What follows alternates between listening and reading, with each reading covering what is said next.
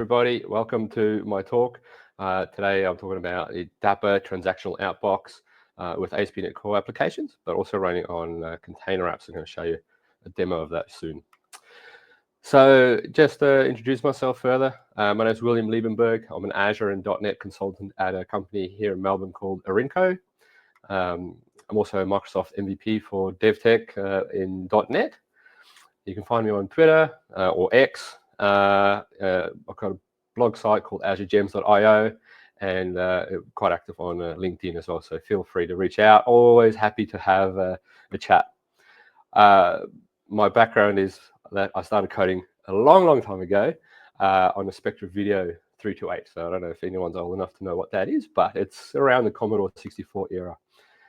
I started doing real programming for real in 1999. And I started out in the sort of 3D graphics area for game dev technologies, but more to write training material, training simulations for heavy industries. And that was all like the hardcore C and C++ back then. And when .NET 2 came along, I thought, I'm not sure what this .NET 1 technology is from Microsoft. It's not going to last. V2 came out. I got sucked in. I've basically been using it every day since.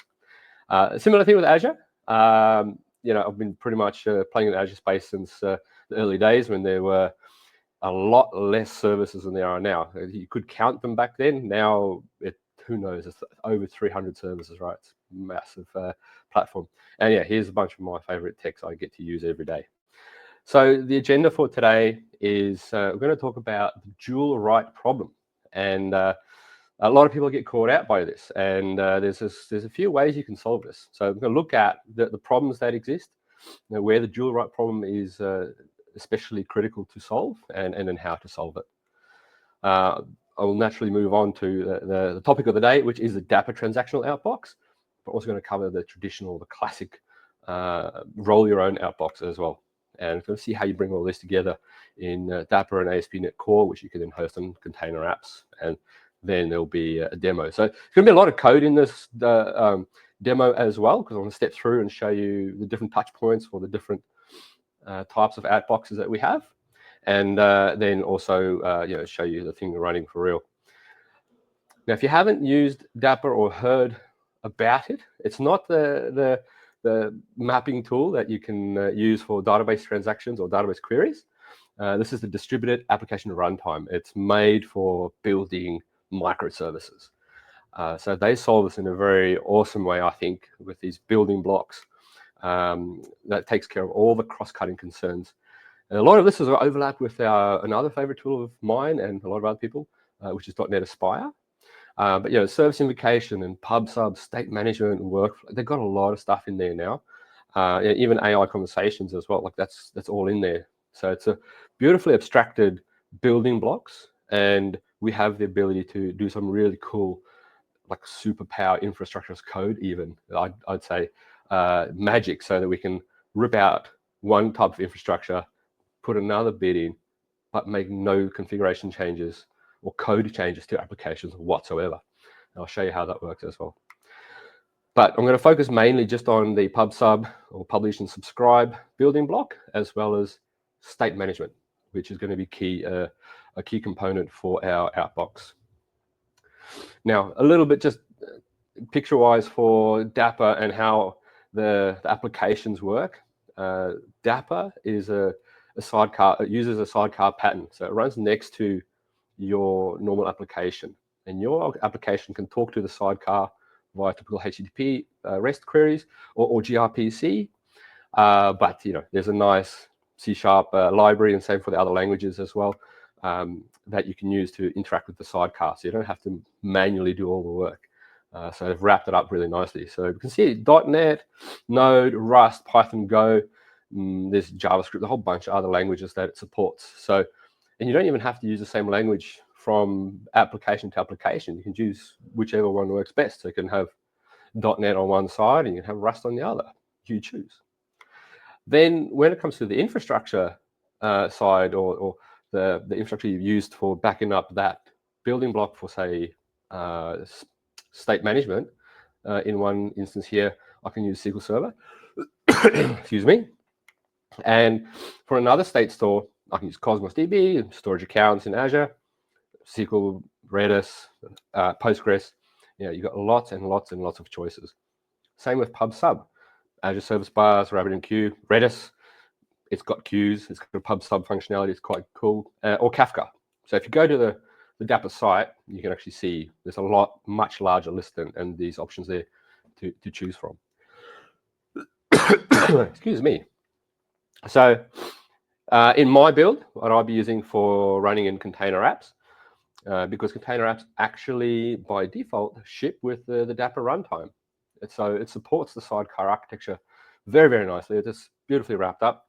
You can run Dapr on a VM. You can run it in Kubernetes, no problem. But I think container apps has sort of made that barrier of entry super low to get started using Dapr. It's very, very convenient. So I'm going to use a mixture of .NET, Azure Service Bus for PubSub, and Azure SQL for the state management. So presentation is not a presentation without a presentation bug. So that little orange box should be there at the end, but let's start on step one. So you have an application, this typical e-commerce scenario where you have a sort of producer that takes an order, and once that order is saved to the database, we want to publish a message to other listeners that might want to know that an order was created, and they can then respond accordingly. So a request comes into the producer, and the application then takes this order, does a bit of work, and saves it to the database. And then we publish the message to our PubSub or publish subscribe topic. And it's actually in this whole area where the dual write problem exists. But what is the dual write problem? Okay, so just a recap quickly. We have a request coming in. We save that order straight away to the database, and then we send a message to let everyone know about this. And that's the dual write problem. So what could go wrong? Well, it's fine if we save the message, so save the order to the database, but if we can't send the message, then no one's going to respond to that. So there'll be some inconsistencies in our whole system, perhaps. Or even if we can't save the record to the database, but we can publish the message, if someone picks up this message, they won't be able to find that order. So we definitely have an inconsistency happening there. All right, so inconsistent state. This is the problem that we want to solve. When two things are required to be committed or successfully, that is the dual write problem.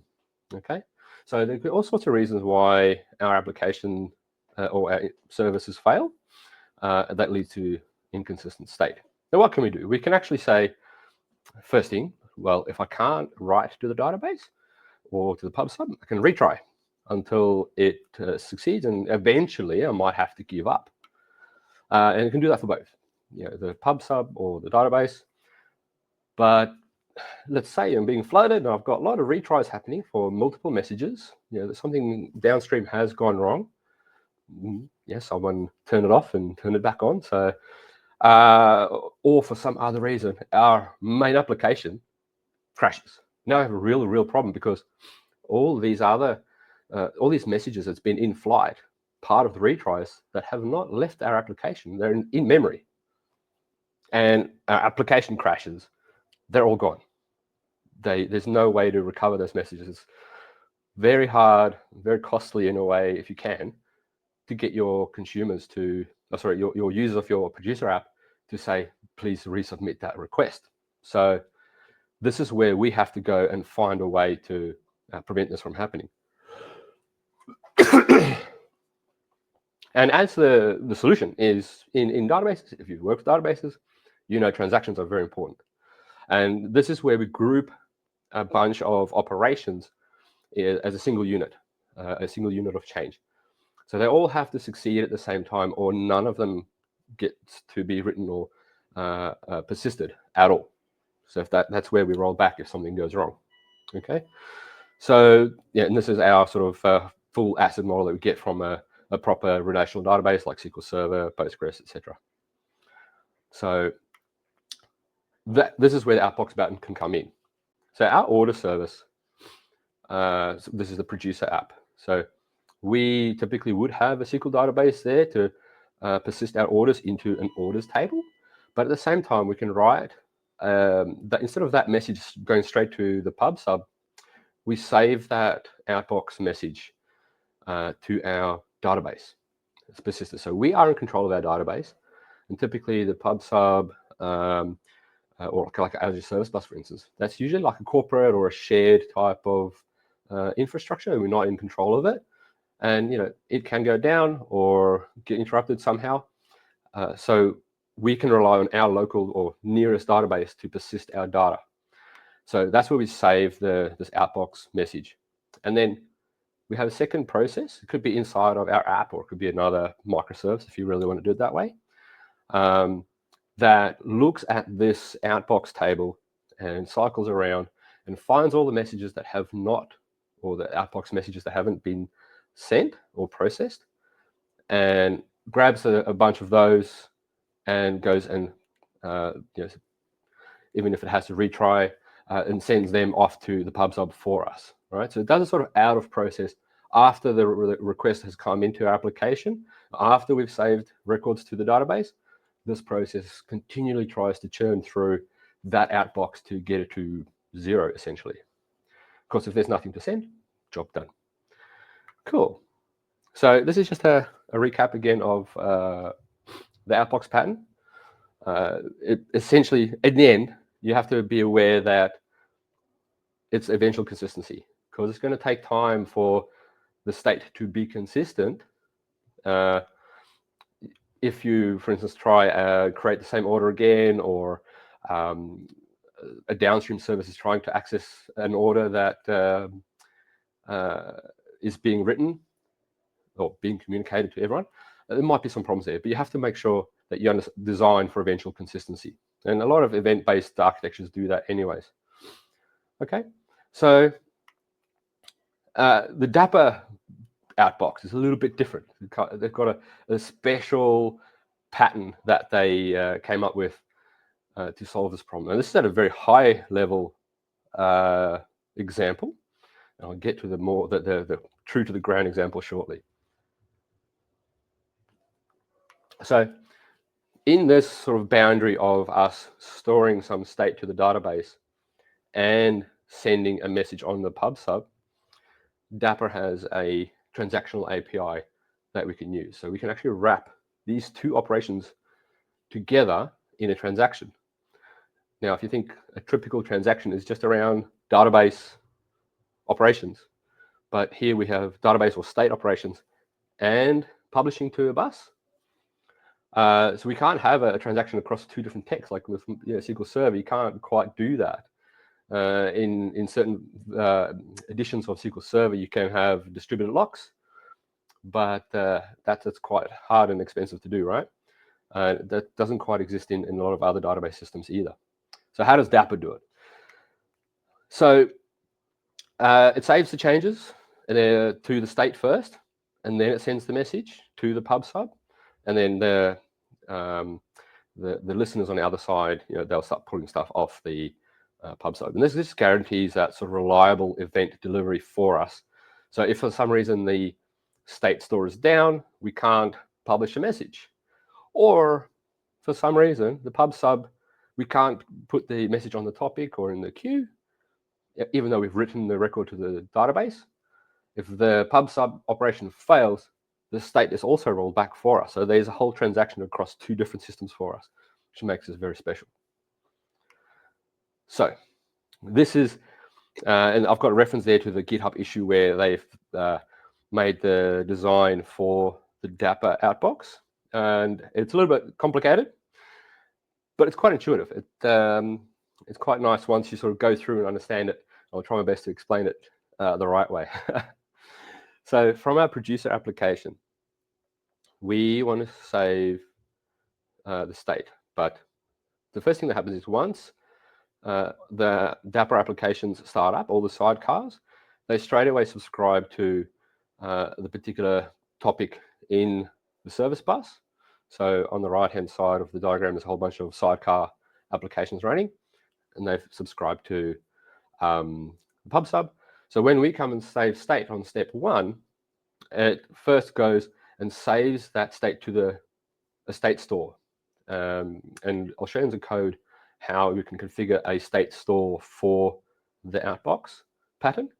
But it saves really just a GUID, an ID for the message that's going into the pub sub. All right, so that's where the transaction starts. And then you can use 2 pub subs or 2 topics in the same pub sub. So it's nice and configurable. So once you've saved the state, the application, and it saves to the pub sub. If it doesn't save to the pub sub, then it knows to check if the ID doesn't exist in the state store. It can roll back any operations or not actually send that pub sub. For some reason, if state store didn't work, but the message went into the pub sub, it won't forward the message onto the consumers. So it'll remove it out of the topic for us and just discard it. But essentially then once the state is stored and it's successfully gone into the pub sub and a consumer requests it or to receive it when they're ready, then our story is complete. So it's a little bit different to the standard outbox pattern, a bit more complicated. And we can actually do a combination here now because we can use EF and Dapr together but we have to do a little bit old school. We have to manually start a transaction with Entity Framework now instead of using the automatically the sort of scope transactions for us. We have to do that ourselves just so that we can actually control both EF and Dapr at the same time. So how about I go and jump into the demo first, show you how this works. All right. So here I have the application in Rider. This is my code. So it'll be a bit easier to show you running this locally versus in Azure because it's easier to debug and stop stuff. And I've got the browser running here somewhere. Okay, so Dapr is not running for some reason. I think I know why, because I forgot to start Docker. Here we go, let's start Docker. And that means I might have to restart everything for a moment. Let's see, here we go. I'll start that one as well. Okay, looks like all the things I need are there. All right. Might have to just try and restart everything. Might have had a small hiccup there. Let's see what happens. Radio, okay. What are we saying here? Duplicate definition of Redis. Did I do something a little bit silly? Let me quickly double check my code. So here is pub sub. Okay. I think it's not liking that for me. And I'll just double check here. Redis, yeah. Pub sub, Redis, yep, okay. All right, let's try. Take 3, that should be the one. Aha, more green stuff, excellent, excellent, okay. I'll zoom that in for you. Now, if anyone's got any questions, feel free to, shout out and I'll try to do my best to answer for you. It's still giving me a red one.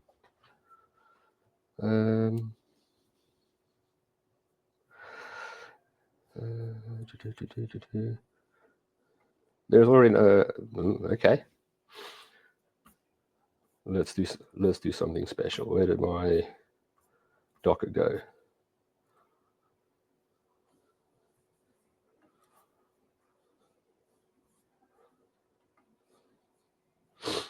So it was a fun time when you've had a demo ready and you have to get everything working again, just because there's always a chance that something goes wrong, even though you had it working about half an hour ago. I'm sure it happens to a lot of us.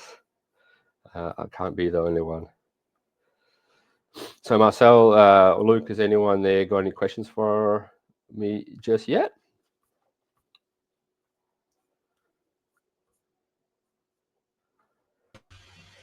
Not at the moment. Yeah, I think Marcel has got a question. He's saying, is transactional atomic, is the transaction, sorry, atomic with Dapr? Yes, it is. That the transaction is atomic with Dapr, and I've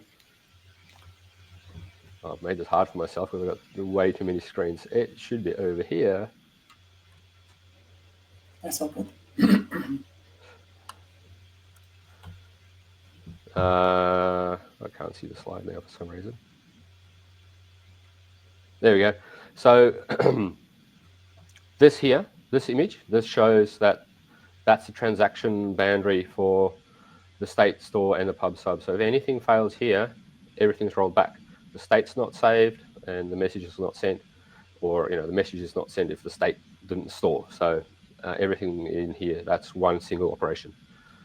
So Nice. we don't get that inconsistent state downstream.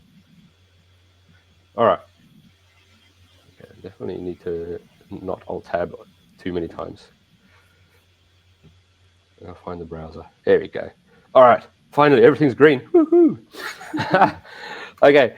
Now, I've got a few versions of the Outbox running here. Well, two. And one of them is constantly processing around in the background.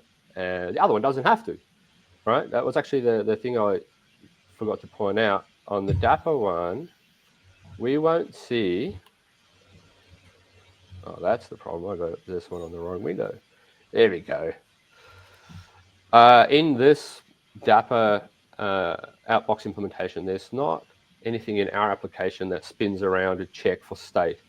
That's done by the Dapr sidecars. That's outside of our application. So there is probably some sort of a polling or some notification process there to check what's in the state store versus what's in the pub sub topics. But our application doesn't see that.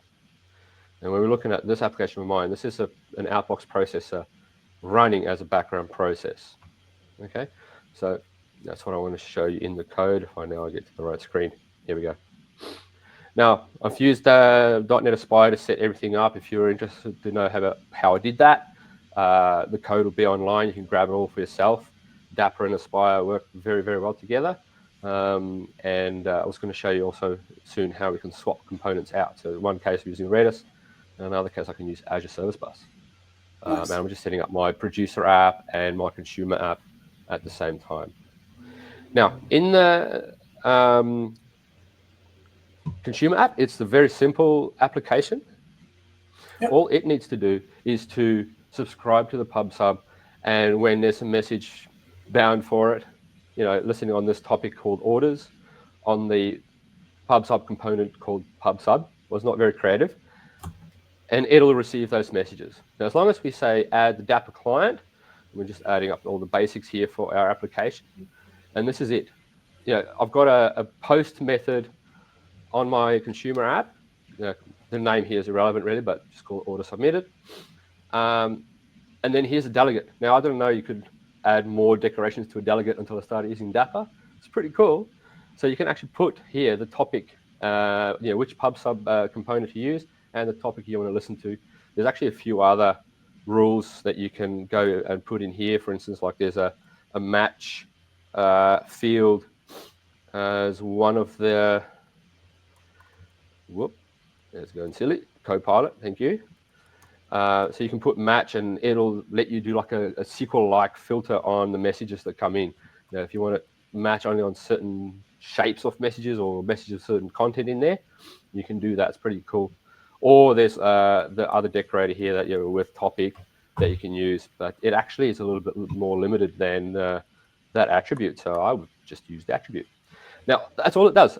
I've got a record structure for this order that I'm going to submit. And when the sidecar gets that off the pub sub topic, it posts it to my application. That's the simplest way you can get things to be.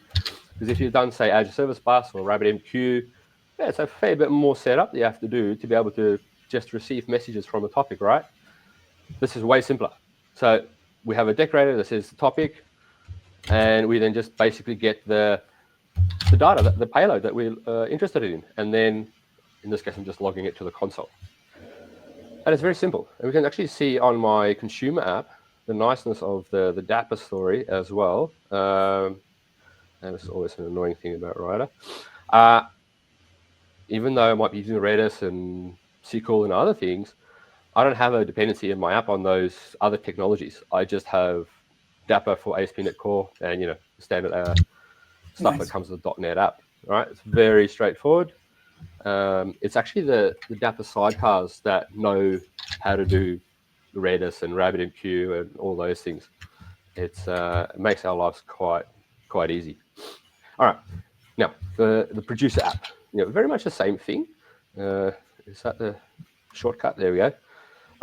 In this one, I am actually using Entity Framework directly because I want to do complicated writes to my SQL database, whereas the Dapr state storage is key value pair. Just important to know that. But I want to do proper SQL operations and transactions in SQL down the track as well. And so my application here, what I've got is a little bit at the top, sorry. Again, I'm just going to work with that one pub sub and the orders topic, which I want to publish to. I'm hooking up my SQL server for Entity Framework. I've got a Dapr event bus that I'll cover shortly, and my Outbox processor, and running this as a background service. So if anyone's familiar with background services, yeah, you just have to do a little bit of magic to get your scoped dependencies injected so you can use them in a nice way. Otherwise, you'll have some fun problems to solve. And this one, basically, it just runs in the background continually until it receives a cancellation token. And so it will look every 10 seconds. It'll loop around every 10 seconds and use the Outbox processor, which I inject Entity Framework and Dapr into it. And I find all the messages that have not been processed. I then go ahead and one by one, I process them by publishing them to the Dapr pub sub component. And then say that I've processed it, when I processed it, and just save it. So it's a pretty basic operation here, but that's how the Outbox works. It takes the messages that have been persisted in the database and continually tries to send them. Now, I really should have had a little bit more error handling here, but trying to keep it simple. Yeah, that's all there's good. Still things that can go wrong.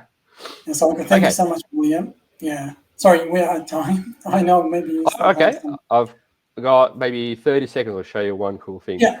So I've got the event bus here for publishing my payload on a key, and here's the implementation, right? So we, again, bring in our Dapr client. I'm just serializing the payload. We create the state transaction request with the data that we want to do, and do an upsert of the payload that we want. And once we execute the state transaction, it knows to save the state and publish the message. That's part of the transactional outbox. So this is the key method in Dapr to use to utilize the outbox pattern. Okay, so I will wrap this up, but here, all right. So let's do that. Here's the code basically to do it with the Entity Framework. We've got to try, catch around everything. We add it to our database as normal, and save it to the outbox. And then I actually use, sorry, I'm not save it to outbox. I use a Dapr event bus, which is an outbox pattern for itself. And if anything there fails in the try catch, everything will roll back. So no message will be sent from Dapr, and no database calls will be made to MySQL database. And we just have to do this manually because that way we can control everything. We've got a handle on the transaction, so we can roll back. You can do it all in Azure. There's a whole bunch of ways of doing your components in Azure Container Apps. And yeah, just in summary, consistency is very important. Use the outboxes. Very hard and very expensive to recover lost messages. Learning new architectural patterns is awesome, and but it's definitely worth it. It takes a lot of hard work, but it's worth it. And nice. May all your transactions commit successfully. Thank you very, very much. Cheers. Thank you so much. There's the code for the code. So yeah, enjoy. Thank you very much. Sweet as. Cheers.